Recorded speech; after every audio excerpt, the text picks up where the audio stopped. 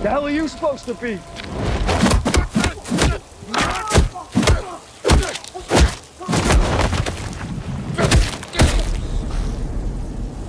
I'm vengeance.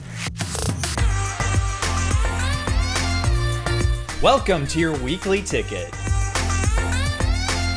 DC's Fandome happened this weekend, and it was a lot bigger than most of us thought it would be. And if you missed it, don't worry, we got you covered. Just prior to Fandome, it was announced that Ben Affleck will return as Batman in The Flash. The film, which will usher in a new era of DC movies by introducing the DC multiverse, will feature characters from other films and eras. This is, of course, inspired by the storyline from the comics, which feature Barry Allen, aka The Flash, traveling back in time on a mission to save his mother. Michael Keaton's Batman will also make an appearance in the film, and there was even some concept art revealed for the film which showed Keaton back as Batman. And if that wasn't enough, we got our first look at Robert Pattinson as Batman. Director Matt Reeves revealed the first trailer, which shows Pattinson's dark, gritty, and violent new take on the superhero. The trailer takes inspiration from the earlier days of Bruce Wayne as he transforms into the Caped Crusader and shows us some glimpses of multiple villains like the Riddler, Penguin, and Catwoman. Head over to our site or click the link below for more on all the big news, images, and trailers dropped during DC Fandome. And Will Smith and Kevin Hart are teaming up for a Planes, Trains, and Automobiles remake. Paramount Pictures will release the remake of the classic John Hughes 1987 road trip comedy about a mismatched duo forced to become bunkmates and traveling partners in a desperate attempt to get home to loved ones for Thanksgiving after their flights are canceled. Hart announced the news on his Instagram, writing, "I've been patiently waiting for the right project to team up with my brother with. We found it and are developing it together with our teams. This will be huge for us in the city of brotherly love, aka Philadelphia. Let's go!" That's what it says. I gotta do it. From great comedy teams to unbreakable crime-fighting partners to those love-to-hate hero-villain rivalries, cinema has blessed us with some incredible, iconic duos. And today we're celebrating by highlighting Fandango Now's list of dynamic duos. All right, today's guest is Fandango correspondent Nikki Novak. Nikki, can you break down your all-time favorite movie duos for us? Can you guess my first one? It is Back to the Future. Oh my gosh, Khail, this is not only is it one of my favorite movie duos, but it is in my top 3 movies of all time. I think Back to the Future is a perfect movie. I've said this before, structurally, the way it's edited, the suspense, and I actually watched it again last night just to get in the spirit of things. I've probably seen it already 20 times, but I think I've kind of narrowed it down. For me to try to describe why they're such a good duo, I could never do it justice because I think there's just like a magic between them. There's just like certain actors that have magic, and it's more than chemistry. It's just that unspoken thing between them. But first of all, you had total opposites. You had Christopher Lloyd, who was like the zany, mad professor type character. And then you had Michael J. Fox, who was just pure innocence, playing Marty McFly. Like there was nothing jaded about that character. Also, you had great one-liners. For a great duo, you got to have great one-liners that people say 20 years later, 30 years later, however long later. But I'm going to point something out. It was the best use of eyeball acting ever in film, okay? What? Bear with me. Because think about Christopher Lloyd going, "Marty!" And then you've got Marty McFly, like the scene where he leans over in the diner and he sees his dad for the first time and you see him lean in and it's just like it's so hard. The eyeballs said so much, and it's so, sometimes when actors do so much with their face, it's too much, but the two of them together, but I just think you felt that mutual love for each other, and they would do anything for each other. You never believed that these actors were actors and didn't know each other before. And that particular pair of duos has some great lore, and that there was a different Marty before, and then they brought in Michael J. Fox, and it was like instant chemistry. That's the thing. There was no rehearsal time because they were already filming and they already had to reshoot so much. And like, you would never have known that. And I just love both of them. I'm going to say real quick, a couple of years ago, I got to interview Frank Marshall, one of the producers on it. And I said to him, "Frank, I need a sequel for Back to the Future." I know people have very mixed feelings about that. And I said, "I need a sequel." And he said, "No way." He said, "Who would you even cast?" And I'm like, "Tom Holland," which everybody's talked about. Tom Holland has said that he would love to do it. They've even had deep fakes where they have Robert Downey Jr. playing the Doc character on YouTube. And so I said Tom Holland, and now Tom Holland has said that they've had talks about it. I know Robert Zemeckis has said never, and I think he owns part of the property, but I think Tom Holland, but I don't know if I would cast Robert Downey Jr. I might cast Jeff Goldblum. And it's not a reboot, it's a sequel where you bring back Michael J. Fox as his dad, and Tom Holland's character finds the DeLorean and is like, what is this all about? Oh, I love it. I would love our own episode of like pitching how that we could get that to work, because I want Zendaya in there too. I need her in there as well. Well, she could be the girlfriend. Yeah, if we're getting Tom Holland, let's get Zendaya for sure. We could talk about Back to the Future forever. What is your second one? Bill and Ted's Excellent Adventure. Again, another 80s movie, and similar reasons why this worked between the two actors with Keanu Reeves and Alex Winter. I know that they had a long audition process and they really got to know each other like before they started filming this. But again, you have magic between two people. With Back to the Future, they were opposites. These characters were so similar. They were like the same guy. But I think what really worked about them is, number one, they're like almost like Zen. They almost have the world figured out and how to live a happy life, because they know they're not the brightest guys and they're okay with it. They're totally okay with who they are. They never try to be something that they're not. They're fine with being themselves. It's such a great message.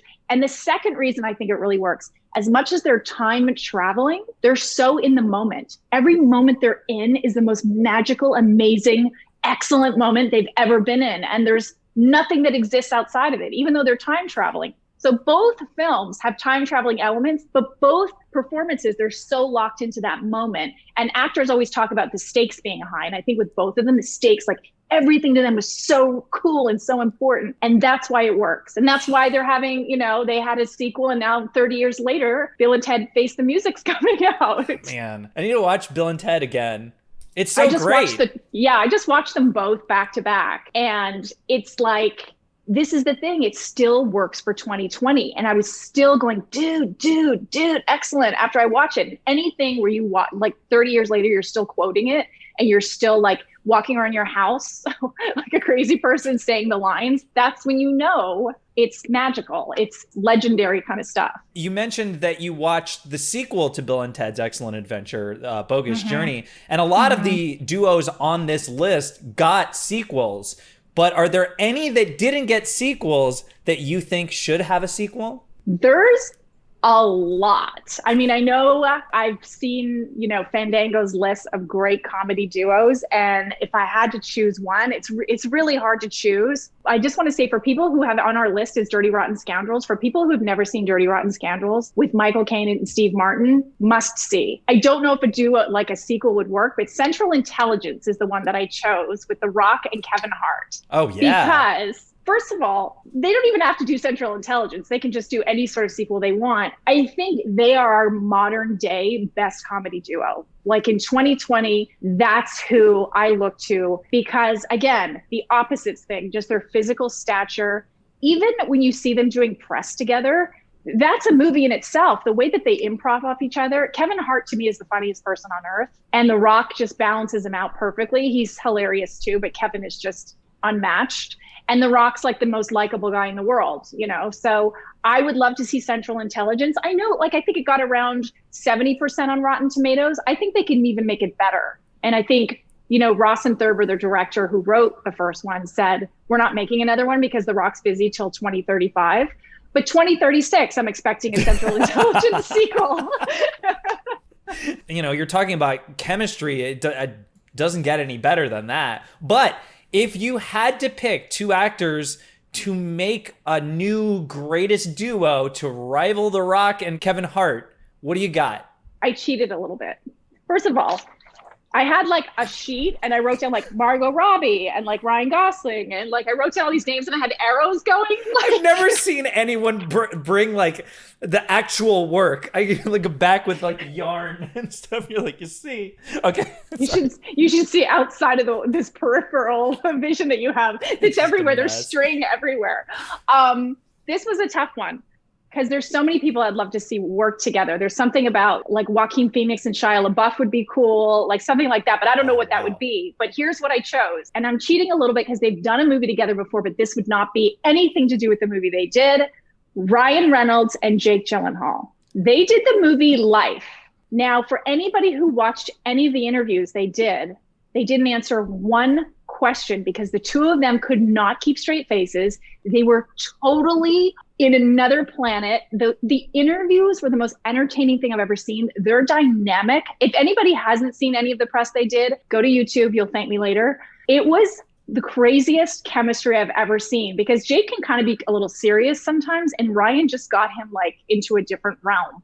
So Ryan Reynolds, Jake Gyllenhaal, buddy cop movie, some form of a comedy movie. They would make a great comedy duo, in my opinion. That's a great unexpected choice. That's fantastic. You know, you definitely did do your homework. I'm impressed because I wasn't expecting that. But that one is like flawless, and I would expect nothing less. You got any junkets coming up? Well, I might have interviewed the cast of Bill and Ted's Face the Music. So I've got that party on. I got that coming out. Well, you know what? Let's end with an air guitar and hope that our editor Vanessa adds that in. All right? Ready? I hope she edited it in. If not, thanks, Nikki. Bye. Thanks, Khail.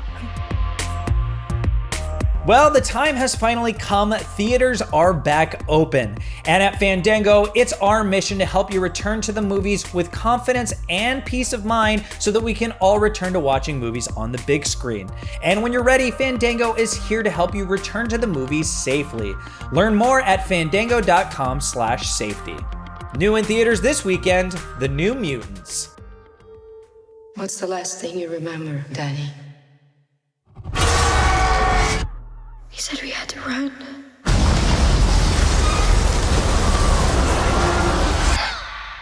4 young mutants are being held in an isolated hospital for psychiatric monitoring. And Dr. Cecilia Reyes believes the teenagers are a danger to both themselves and society, making her keep a close eye on them as she struggles to teach them how to rein in their mutant abilities. When newcomer Danielle Danny Moonstar joins the other patients in the facility, strange occurrences begin to take place. The hospital's patients are plagued by hallucinations and flashbacks, and their new mutant abilities and their friendships will be tested as they battle to try and make it out alive. And if you're looking for something to watch at home this weekend, why not check out Rogue? Get down! You wanna take what's mine? Let's go!